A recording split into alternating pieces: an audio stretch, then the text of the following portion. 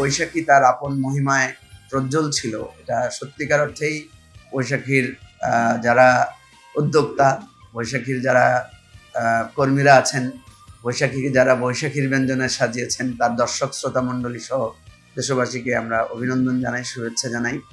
সব কিছু ছাপিয়ে বৈশাখী যে সকলের প্রাণে স্থান করে নিয়েছে এবং সকলের কথা বলছে, সেখানের অনুষ্ঠান, সেখানকার রাজনৈতিক অভিমত, সেখানকার সংলাপ, সেখানকার নাটক, সেখানকার সিনেমা, সেখানকার প্রতিদিনকার নিত্য নতুন উদ্ভাবন, এটা আমি মনে করি বাংলাদেশের গণমাধ্যমে একটা বিরাট সংযোজন।